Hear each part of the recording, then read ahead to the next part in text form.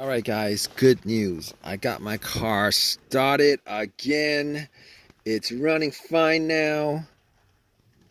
Awesome. All right, let me tell you guys what happened, all right? So basically, yesterday I was parked at a Wendy's, right? Went in to get some uh, crispy chicken sandwiches, came out. I was like ready to go. Try to turn on my car. I only parked it for like freaking, I don't know, like maybe like 10 minutes at most. I was like, trying to get it started, and it didn't start. Didn't start. I was like, what happened? What happened? It didn't start. It's like, I got in, right? The remote worked. I got in. Everything else worked normally. Heard all the chimes, the rings, and everything. And radio blasted. Well, not blasted, but the radio was on. Low motor was blowing. The dash, everything worked. And I was like, oh man, it's not starting. It's not cranking. What's happening? I heard nothing except for a click. Didn't hear anything but a click. So it started worrying me.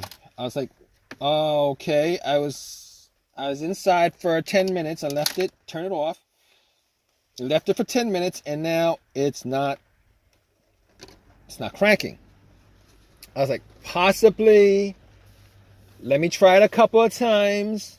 Try to turn it on a couple of times. Trying to turn it on 10 times. Every single time, click, click, click. And it just would not turn on like it did last time. I'm like, what the hell, man? It didn't turn on like last time. Because this isn't the first situation that this happened, because I had at least a couple of situations over the last couple months where I wasn't able to get it to crank. Same scenario. Everything worked except it wouldn't turn over. I'm like, it wouldn't turn over. But every single one of those times, the last couple of times, after like maybe like 5-6 different tries, I was able to get the car started. I was like, probably some battery issue. I'm not sure, but it turned over. I'm not going to investigate it too much, right? So I was like, it turned, once it turned over, and then it worked good for maybe a couple of weeks, and then it did it again, and then was able to turn on. I'm like, oh, okay. But this time, stuck in a parking lot, nothing. I was like, oh, okay, nothing. So here's what I did. I turned on the headlights, went out, checked the headlights to see how bright they were, because if they were dim, I might assume that it's the battery. They weren't dim, they were super bright. They were super bright. I was like, okay, I don't think it's the battery, because if it was battery, I would at least hear like a little bit of a crank, a slow crank, soft crank, something like that. I just wouldn't turn over. I was like, okay, I'm going to do what I did last time. I opened up the hood, and I was like, I'm going to wiggle it a little bit, wiggle the wires, wiggle the terminals a little bit, which I did. I wiggled the terminals, and it didn't work this time. Unfortunately, it didn't work this time. All right, there was some white bluish corrosion on both the terminals, and they were loose. So I was like, okay. What I'm gonna do is I'm gonna pour some Coke that I got from my order at Wendy's. I'm gonna pour some Coke on the terminals just to clean it up. Had some napkins on me. Pour some Coke on the terminals. Fizzled up. Took my napkin and pretty much cleaned up the terminals, popped it back in, and now I didn't tighten it because I didn't have the wrench and the socket to tighten it, but it was tight enough. It was tight enough. All right, tight enough where I was getting electricity. But look, sometimes it that could be caused because it's loose, but not this time, I don't think. Anyway, try to turn it on, and still had the same situation. All right, no deal on that. So I was asking a couple cars. There's this one guy who was okay with giving me a jump, put the cables on and try to turn on, and still nothing. Waited 2 minutes with the cables on, turn on, nothing. So I knew it wasn't the terminal that was the problem. So at that point, I was like, all right, thanks, man. Appreciate it. Appreciate the help. I am now, I can now determine that it's probably not the battery. I can determine that it's probably not the alternator. B, chances are if it was the alternator, the car would have jumped, it would have turned over, it would have worked. But once the cables were taken off the terminal, it would have died out because the alternator wouldn't be charging the battery. Not the situation here. Not the situation here. All right, so on to the next thing that I checked was the ground wire. Now I checked out the ground wire, and it was the negative cable to the frame of the car. Normally the ground wire is the negative, the cable to the negative of the car. So basically, I checked the ground. The ground was connected, wasn't loose, wasn't rusted, wasn't corroded, nothing like that. So I was like, okay, not the ground wire, probably not the ground wire. I don't have a voltmeter to measure that. So I was like, okay, got back in my car. I'm like, think, what could it be? You need a quick fix. Let's see if you could get a quick fix out of it like last time. Try to turn on about 5 more times. Nothing. Still hearing that click. Got a bit fainter as I tried it. All right, so let's see what kind of easy fix I have left. So I was thinking, maybe it's the fuses, maybe it's the relays. So first thing I was like, maybe it's the relay. But here's the thing about it. Most of the time, if you hear a click, it's probably not the relay. It's probably not the relay because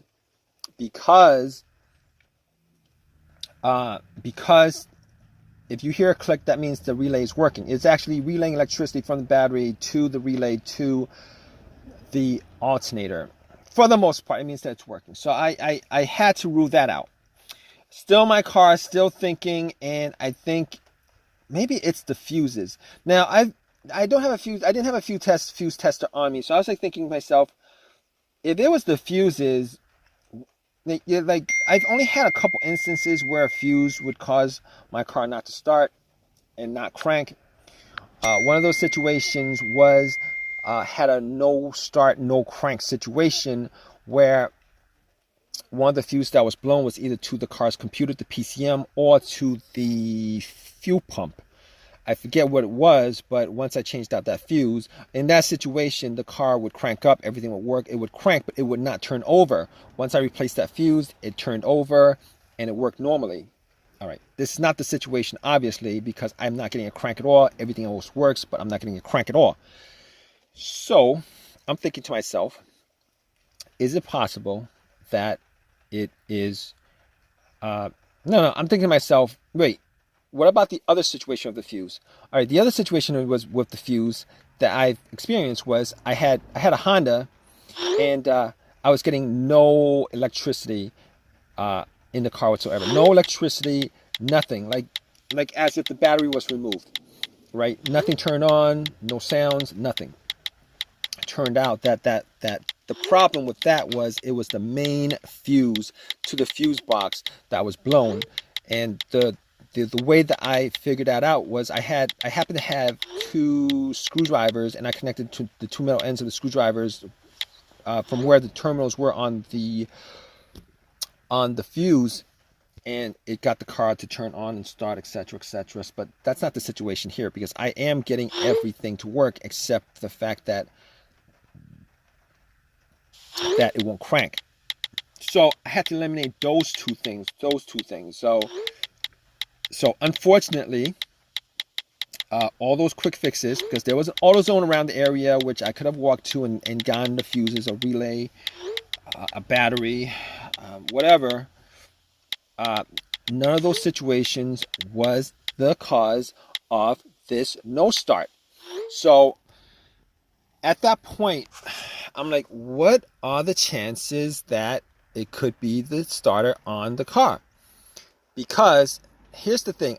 I've had these situations before where the starter went out, and I was thinking to myself, scratching my head, because the starter was changed out about a year ago. I've only put in about like 9,000 miles in the car. I'm like, all right, it can't be the starter. All right, it was a rebuilt starter that I purchased from AutoZone. It can't be the starter because I only put 9,000 miles on it. These starters are supposed to last over 100,000, 125,000, a lot longer than that. But I figured that maybe it was possible that, when they rebuilt the starters, they only changed up the parts that was broken, and then kept the rest of the other rebuilt, kept the rest of the original stuff in there. So I was like, and then it popped into my head, maybe it's the PCM. Maybe I'm having this computer issue, which I did not want to have, which is like the worst situation, maybe worse than replacing a starter if that was the situation. So I'm like, all right, I have a $19 OBD2 scanner. Most of the times, these scanner will not pick up issues with no start issues. All right, not the $19 ones anyway. So I popped it in, and it connected to the car's computer, read out everything. There was no codes, no issues, etc., etc., just like what I thought. And figured out that it was not the car's computer that had any kind of issue connecting to the rest of the car. So I was thinking to myself, okay, so we got that sorted out. And I am thinking at that point that it was probably the starter, and I probably had to replace the starter again, but I wasn't 100% sure of it. So anyway, 2 hours later, I waited for AAA to pick my car up. I waited 2 hours for AAA to pick up my car. All right, AAA picked up my car and had it towed to my house, where I went through all the different steps of checking out all the fuses, the relays, the grounds, just double checked on all those things that I knew probably was an issue. Tried bumping checked out the voltage on the battery, which was 100%. It was like 12.6, 12.7 volts. So at that point, I knew for a fact that it probably was not any of those things. It was probably the starter. Took out the starter relay, tried to bump the starter to see whether the starter bumped or not. There was a little pin test. If you guys don't know about that, you guys could go and check out a video on that. Did the pin test where I connected the two terminals, and it did not bump. Once it did not bump, I was like 99% sure it was a starter. Went and took everything off, got to the starter, and pretty much connected a line directly to the solenoid terminal. Direct connection to it. It did not bump. It did not start. So at that point, I knew that it was 100% the starter. Took the starter out, went to AutoZone, had them retested, had them tested out, and it was the starter. It didn't work. It was broken. So ended up, it's 100% warranted. They swapped it out, and I could have gotten a brand new starter, but didn't want to pay $300 instead of getting one for free. Took the chance anyway. Got another rebuilt one for free. Popped it in, and guess what? Bam! It actually worked. It worked. All right. It turned on. It worked, and it turned out that it was a starter. Now, if you guys are in this situation and go down the list of what I pretty much, the diagnosis, the troubleshooting that I did on my car, 99% of the time, you guys could probably figure out what the issue is with your no start situation, which I'm pretty sure that's why you guys are here for. Anyway, it turned out that it was the starter. Hope this has helped you guys out in some way. If you guys want to leave a comment in the comment section, as a lot of you guys love to do, please leave the comment in the comment section. Please give me a thumbs up, and on top of that, what else? please subscribe, guys. You guys haven't subscribed already. Really hope that, you know, whatever situation you are in right now, hope this has really helped you guys out. You know, go through those steps that I pretty much detailed as far as trying to, you know, troubleshoot the situation. Hopefully one of those steps, particularly one of those earliest steps, the easy fixes, solves your issue, guys. All right, guys. Take care.